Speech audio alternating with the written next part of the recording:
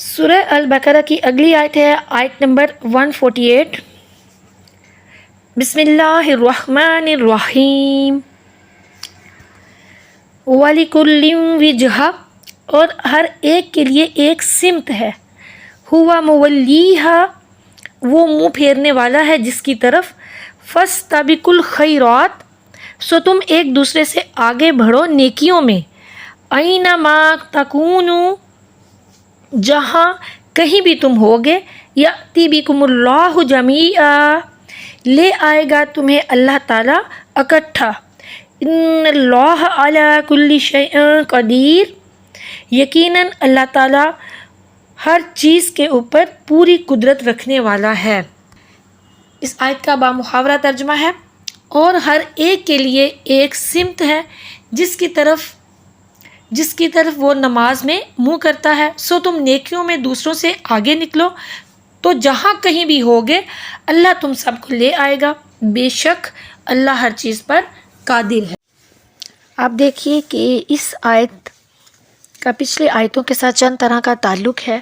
سب سے پہلا تعلق تو یہ ہے کہ پہلے تبدیلی قبلہ کی کچھ حکمتیں جو ہیں وہ بیان ہو چکی، اب ان کے علاوہ ایک اور حکمت ہے وہ بیان ہو رہی ہے۔ وہ کون سی حکمت ہے؟ وہ یہ ہے کہ عادت الہی یہ ہے کہ اس نے ہر دین اور ملت کے لیے کوئی قبلہ جو ہے وہ مقرر فرمایا۔ اسی طرح اگر تمہارے لیے بھی کعبہ قبلہ بن گیا تو پھر اس میں کیا حرج ہے؟ اور دوسرا تعلق یہ ہے کہ پچھلی آیتوں سے معلوم ہوا کہ اہل کتاب اس قبلے کو کبھی نہیں مانیں گے۔ اب یہاں پر اس آیت میں فرمایا جا رہا ہے کہ ہر قوم کی توجہ جو ہے وہ علیحدہ ہے، ان سب کا اتفاق ناممکن ہے، لہٰذا فرمایا جا رہا ہے کہ اے مسلمانوں، تم انہیں متفق کرنے کی کوشش میں اپنا کام نہ چھوڑو اور تم خیر کی طرف، بھلائی کی طرف دوڑو۔ پھر یہ کہ پچھلی آیتوں میں اہل کتاب کی ہٹ دھرمی کا ذکر ہوا کہ وہ نبی صلی اللہ علیہ وآلہ وسلم کو پہچان کر نہیں مانتے، یعنی انہیں پتہ ہے، پہچانتے ہیں، لیکن اپنی ضد اور ہٹ دھرمی کی وجہ سے حضور نبی کریم صلی اللہ علیہ وآلہ وسلم کو جان بوجھ کر نہیں پہچانتے۔ اب فرمایا جا رہا ہے کہ ہر نفس، ہر جان کا رخ علیحدہ ہے، تو دلائل سے نفس کا رخ نہیں پلٹتا۔ تو فرمایا کہ اے مسلمانوں، تم اپنی منزل مقصود کی طرف دوڑے جاؤ۔ جب وہ غلطی پر ایسے اڑے ہوئے ہیں، یعنی کہ وہ غلط ہے نا، جو یہود ہیں یا نصارہ ہیں، تو فرمایا جا رہا ہے کہ جب وہ غلطی پر اڑے ہوئے ہیں تو تم تو حق پر ہو، تو تمہیں چاہیے کہ حق پر جمے رہو۔ اب دیکھیں یہ جو آیت ہے اس کی کچھ تفاسیر ہیں جو کہ علماء کرام نے بیان کی ہیں، آپ کے ساتھ شیئر کروں گی۔ اس آیت کا خلاصہ تفسیر یہ ہے کہ اللہ عز و جل فرما رہا ہے کہ ہر شخص، ہر قوم، ہر ملک کی کوئی سمت، جہت یا قبیلہ یہ سب ضرور ہوتا ہے جس طرف کہ اس کا دلی میلان یا رجحان ہوتا ہے۔ تو اللہ تعالیٰ فرما رہا ہے کہ تم سب کو، یعنی جو مخاطب ہیں ان کو فرما رہا ہے کہ تم سب کو ایک رائے پر متفق کرنے کا خیال دل سے نکال دو اور کسی کے اعتراض کی پرواہ نہ کرو، بلکہ اپنی فکر میں رہو کہ بھلائیوں کی طرف سب سے آگے بڑھو، نماز ادا کرو، روزہ رکھو۔ اللہ عز و جل فرما رہا ہے کہ میرا ذکر کرو، اچھے اخلاق، نفسانی خواہشات سے دوری، شیطان سے نفرت، اور رب رحیم اور کریم اس رحمان سے محبت میں سرگرم رہو، اور اس کعبہ ابراہیمی پر جمے رہو جو سب سے اعلیٰ اور افضل ہے۔ اور یہ بھی خیال رکھو کہ یہ جہتوں کا اختلاف اور ایک دوسرے سے دوری اسی عالم میں ہے، یعنی اس دنیا میں ہے یہ سب کچھ، ورنہ آخرت میں تو سب کو اللہ تعالیٰ ایک ہی جہت اور ایک ہی روش پر جمع فرمائے گا، اور سب اسی کی طرف متوجہ ہوں گے اور اسی کے تخت کو قبلہ بنائے کھڑے ہوں گے۔ دوسری تفسیر جو اس آیت کی ہے وہ یہ ہے کہ اللہ تعالیٰ فرما رہا ہے کہ اے مسلمانوں، تم سے پہلے ہر قوم کے لیے ایک خاص جہت مقرر رہی، اور تم میں بھی ہر ملک والے کے لیے علیحدہ سمت قبلہ ہے، کسی کا شرقی، کسی کا غربی، کسی کا جنوبی، کسی کا شمالی۔ تمہارے واسطے ہر جہت نیک بختی حاصل کرنے کا میدان ہے۔ تم بھلائیوں کی طرف دوڑو اور یہ خیال نہ کرو کہ تم اس میدان میں ادھر ادھر ہو جاؤ گے اور تمہارا ایک دوسرے میں اتفاق نہ ہوگا اور کسی کو کسی سے فیض نہ ملے گا۔ نہیں، ایسا بالکل بھی نہیں ہے، بلکہ رب عز و جل تم سب کو اپنی بارگاہ خاص میں جمع فرمائے گا کہ وہ ہر چیز پر قادر ہے۔ تیسری تفسیر اس آیت کی یہ ہے کہ اے مسلمانوں، تمام دنیا کے مسلمانوں کا قبلہ تو ایک ہی ہے، کعبہ ایک ہے، مگر ہر ملک والے کے لیے سمت قبلہ جو ہے وہ علیحدہ علیحدہ ہے، جدھر وہ نماز وغیرہ میں رخ کرتے ہیں۔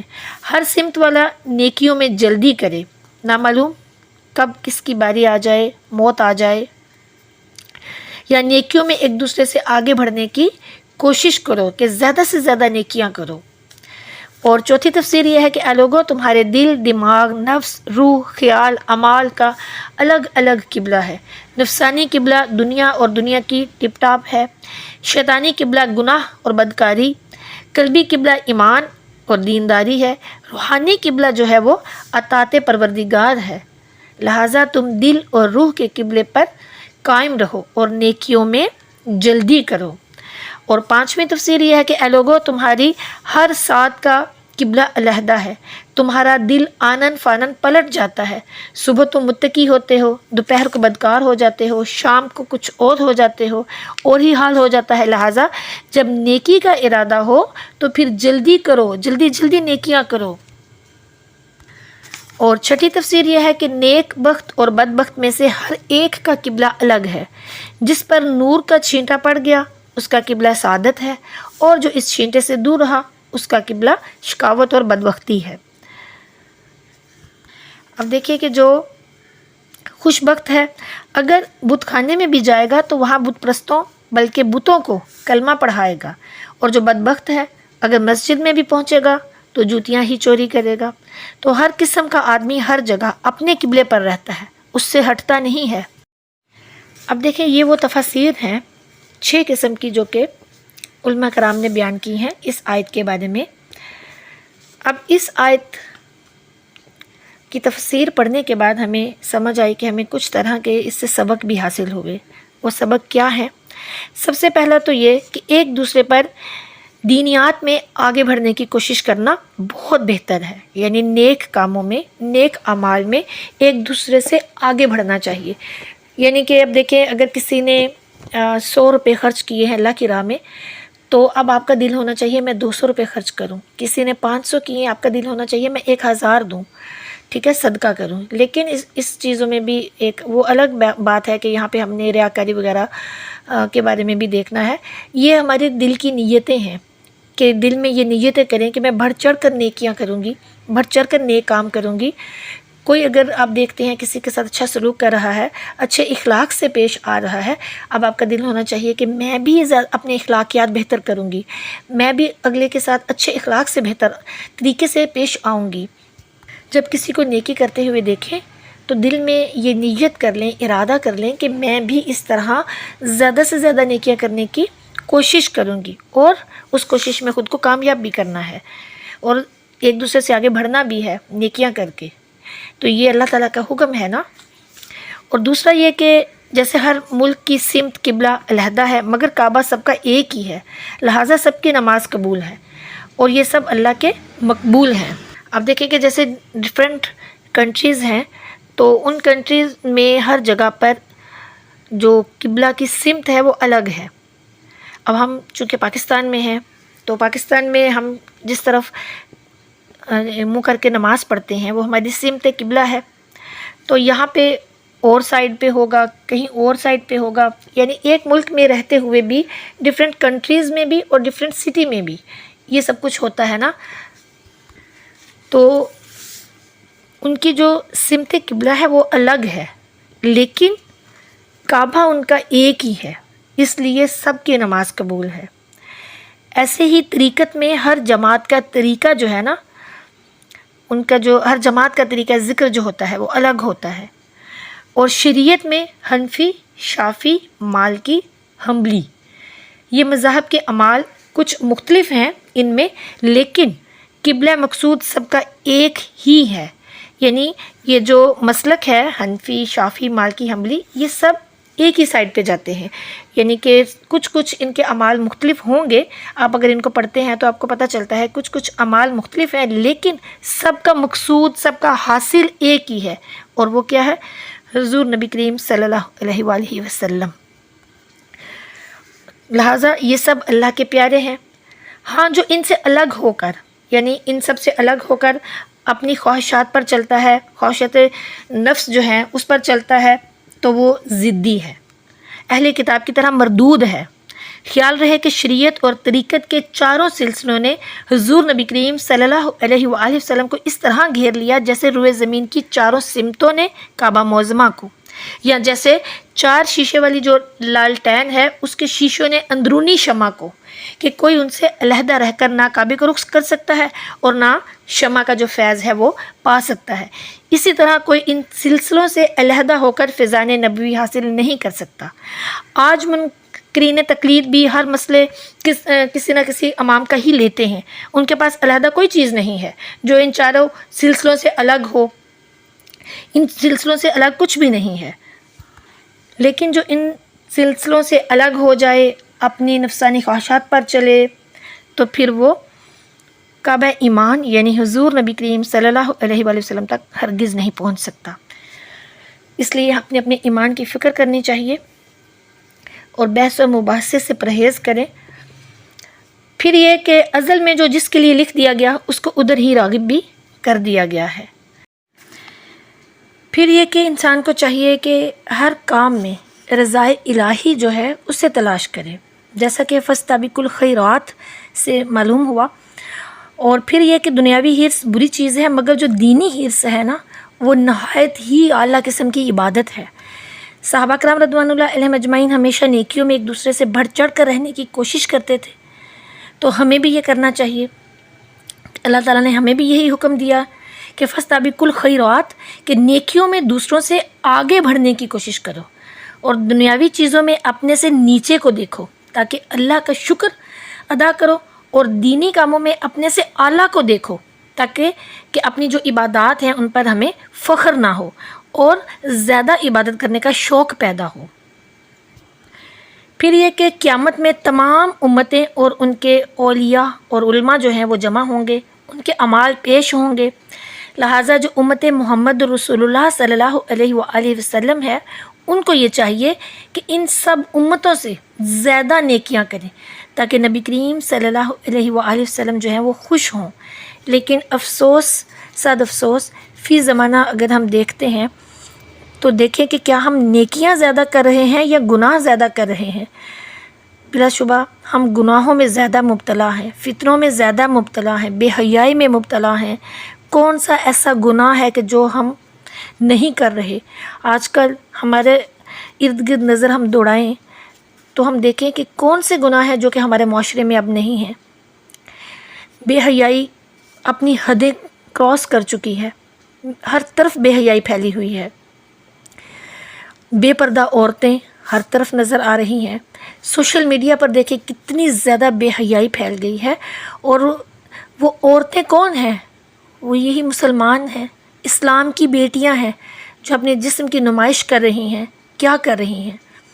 افسوس ہوتا ہے یہ سارا کچھ دیکھ دیکھ کے، دل خون کے آنسو ہوتا ہے کہ یہ ہو کیا رہا ہے۔ ہر طرف کتنی بے حیائی پھیلی ہوئی ہے۔ کیا ہم مسلمان ہیں؟ کس منہ سے ہم پیارے آقا صلی اللہ علیہ وسلم کے سامنے جائیں گے؟ وہ ہمارے لیے کتنا روتے رہے، اسی لیے روتے رہے کہ انہیں معلوم تھا کہ ہم اتنے گناہوں میں ڈوب جائیں گے۔ ہمیں اس بات کو پیش نظر رکھنا چاہیے، شرم کرنی چاہیے کہ ہمارے پیارے نبی صلی اللہ علیہ وآلہ وسلم ہمارے لیے روتے رہے، تو کیا ہم خود اپنے آپ کو گناہوں سے باز نہیں رکھ سکتے؟ اپنی بیٹیوں کی پرورش کیجئے اور دین کے مطابق ان کی پرورش کیجئے، ان کی تربیت کیجئے تو ان اصولوں کے مطابق کیجئے جو کہ نبی کریم صلی اللہ علیہ وآلہ وسلم نے بتائے، سیدہ کائنات فاطمہ الزہرا سلام اللہ علیہا کی طرح۔ ان کی باتیں سنائیں، ان کے نقش قدم پر چلنے کی ترغیب دلائیں، اپنی بیٹیوں کو بے حیائی سے بچائیں۔ اللہ تعالی ہم سب کو ہدایت دے، ہماری بیٹیوں کو حیا عطا فرمائے، کیونکہ اس وقت سب سے زیادہ جو ہمارے ملک میں ہمارے ارد گرد گناہ ہے وہ بے حیائی عروج پر ہے، بہت زیادہ بے حیائی پھیل چکی ہے۔ بیٹیوں کو سمجھائیں کہ عزت کتنی بڑی چیز ہے، اور ہم اسلام کی شہزادیاں ہیں، اور اسلام کی شہزادیوں کو یہ زیب نہیں دیتا جو وہ آج کل کر رہی ہیں۔ ویسے تو بے شمار گناہ ہیں جو کہ ہمارے معاشرے میں پھیل چکے ہیں، بہت زیادہ گناہ جو کہ ہمارے معاشرے میں پھیل چکے ہیں۔ بے حیائی بہت بڑا گناہ ہے، بے انصافی بہت بڑا گناہ ہے جو کہ ہمارے معاشرے میں سرایت کر چکا ہے۔ سود کتنا بڑا گناہ ہے، وہ بھی ہمارے معاشرے میں سرایت کر چکا ہے۔ کس کس گناہ کا ذکر کریں، کس کس گناہ کو لے کے بات کریں، اتنے گناہ ہو چکے ہیں، اتنے پھیل چکے ہیں۔ قتل کیسے ہو رہے ہیں، ایسے چھوٹی سی بات پر قتل کر دیا جاتا ہے، کیسے کیسے واقعات دیکھنے کو مل رہے ہیں۔ باپ اپنی اولاد کو قتل کر رہا ہے، اولاد اپنے باپ کو مار رہی ہے، ماں اپنے بچوں کو مار رہی ہے۔ کتنے فتنوں کا دور آ گیا ہے، کتنی برائیاں پھیل چکی ہیں، طلاق کی شرح میں کتنا زیادہ اضافہ ہو چکا ہے، خلا کے کیس ان میں کتنا زیادہ اضافہ ہو چکا ہے۔ عورتوں میں برداشت کی کمی ہو گئی ہے کہ وہ کسی کی بات برداشت نہیں کرتی، حالانکہ ہمارا دین ہمیں کیا سکھاتا ہے؟ صبر کرنا سکھاتا ہے، برداشت کرنا سکھاتا ہے، جو کہ ہم لوگوں میں نہیں ہے۔ اسی وجہ سے ہم لوگ پریشان ہیں۔ بہت سی بہنیں پوچھتی ہیں کہ ہم نماز بھی پڑھتے ہیں، وظائف بھی کرتے ہیں، ذکر بھی کرتے ہیں، لیکن ہم پریشان ہیں، ہماری مشکلوں میں اضافہ ہو رہا ہے۔ تو یہ مشکلیں، یہ پریشانیاں دین سے دوری کی وجہ سے ہیں۔ ہماری نمازوں میں وہ اخلاص نہیں رہا، ہماری عبادات میں وہ اخلاص نہیں رہا، جس کی وجہ سے یہ سب کچھ ہو رہا ہے۔ ہر انسان یہ سمجھتا ہے کہ میں ٹھیک ہوں۔ اگر ہر انسان ٹھیک ہے تو پھر خراب کون ہے؟ اگر ہر انسان کہے کہ میں تو ٹھیک ہوں، میں بھی ٹھیک ہوں، میں بھی ٹھیک ہوں، تو پھر خراب کون ہے؟ پھر تو کوئی بھی خراب نہیں، پھر معاشرہ اتنا برباد کیوں ہے؟ کبھی ہم اپنے گریبانوں میں جھانکیں، اپنے ضمیر کو جھنجھوڑیں اور دیکھیں ہم کہیں نہ کہیں تو غلط ہیں نا، کوئی نہ کوئی غلطیاں تو ہیں ہماری، کسی نہ کسی بات سے ہماری، کسی بھی بات سے، کسی نہ کسی ہماری بات سے کسی نہ کسی کو تکلیف پہنچتی ہے۔ ہم غصہ کتنا پیتے ہیں، کتنا غصہ کرتے ہیں، ہم دوسروں کے حقوق کتنے ادا کرتے ہیں؟ بالکل بھی نہیں کرتے۔ ہمسایوں کے ساتھ ہمارا کیا تعلق ہے اور ان کے کیا حقوق ہیں، ہم ان کے کون سے حقوق ادا کرتے ہیں، اور ہم رشتہ داروں کے کون سے حقوق ادا کرتے ہیں؟ یہ بہت سوچنے والی باتیں ہیں۔ ہمارے معاشرے کی تباہی اور بربادی انہی باتوں کی وجہ سے ہے کہ ہم دین سے دور ہو گئے ہیں۔ اللہ عز و جل نے قرآن پاک میں ہر بات کو کھول کھول کے بیان کر دیا ہے، پیش کر دیا ہمارے سامنے کہ ہم نے زندگی کیسے گزارنی ہے، لیکن ہم قرآن پاک کھولیں گے تو پھر پتہ چلے گا نا کہ کیسے گزارنی ہے۔ اور جو لوگ کھولتے ہیں، بس کھولا، پڑھ لیا، بس ٹھیک ہے، بند کیا اور رکھ دیا، جی میں نے قرآن پڑھ لیا، ایسے نہیں۔ قرآن کو سمجھنا پڑے گا، یہ ضابطۂ حیات ہے، ہماری زندگی کا ہر پہلو اس میں ڈسکس کیا گیا ہے، اور ہم اسی سے ڈسکس نہیں کرتے، ہم کچھ بھی نہیں کرتے۔ ہمیں چاہیے کہ ہم کم از کم ایک آیت ہی چاہے لیکن روزانہ اس کو پڑھیں، سمجھ کے پڑھیں۔ یہ نہیں ہے کہ آپ پورا پارہ پڑھیں، جی میں نے پڑھ لیا، میں تو روز ایک پارہ پڑھتی ہوں، میں نے ہفتے میں قرآن پاک ختم کر لیا، کیا فائدہ؟ اچھا، پڑھنے کا ثواب اپنی جگہ پہ ہے، اس میں کوئی نہیں، لیکن اس کتاب کا مقصد جو ہے اس کو بھی تو سمجھے نا، مقصد کیا ہے؟ مقصد یہ ہے کہ اس کے اندر ہمارے لیے، ہماری معاشرتی زندگی کے لیے تعلیمات بیان کی گئی ہیں۔ ہم نے والدین کے ساتھ کیسے رہنا ہے، بیوی نے شوہر کے ساتھ کیسے رہنا ہے، شوہر نے بیوی کے ساتھ کیسے رہنا ہے، ہم نے اولاد کی تربیت کیسے کرنی ہے، ہم نے ہمسایوں کے ساتھ کیسے رہنا ہے، ہم نے اپنے ارد گرد لوگوں کے ساتھ کس طرح زندگیاں گزارنی ہیں، ہمارے زکوٰۃ کے یعنی ہماری عبادات کے زکوٰۃ ادا کرنی ہے، ہم نے کن کو دینی ہے، یہ مسائل بیان کیے گئے ہیں۔ توحید کیا ہے، رسالت کیا ہے، ایمان کیا ہے، تمام چیزیں قرآن میں بیان کر دی گئی ہیں۔ نماز، روزہ، حج، زکوٰۃ یقیناً یہ عبادات ہیں، لیکن جو دوسری تعلیمات ہیں معاشرتی زندگی میں دوسروں کے ساتھ رہنے کے لیے جو تعلیمات ہیں وہ بھی عبادات ہی ہیں، ہم انہیں کیوں بھول جاتے ہیں؟ ان کو بھی ہم نے اسی طرح لے کے چلنا ہے۔ کوشش کریں اپنے اندر رات کو سونے سے پہلے اپنے اندر جھانکا کریں، سارا دن کی ایکٹیویٹیز چیک کیا کریں، اپنا احتساب کیا کریں میں نے کیا کیا آج، کیا آج میرے زبان سے کوئی ایسا لفظ تو نہیں نکلا جس کی وجہ سے کسی کو دکھ پہنچا ہو، کسی کی دل آزاری ہوئی ہو۔ سب کو معاف کر کے سویا کریں اور خود بھی اللہ سے پھر معافی مانگا کریں اپنے گناہوں کی، اور حتی الامکان کوشش کریں کہ آپ کی ذات سے کسی کو تکلیف نہ پہنچے۔ اللہ عز و جل سے دعا ہے کہ وہ ہمیں ہدایت عطا فرمائے، ایمان اور ہدایت پر استقامت عطا فرمائے، اور قرآن پاک کی تمام تعلیمات پر ہمیں عمل کرنے والوں میں شامل فرما دے۔ آمین ثم آمین۔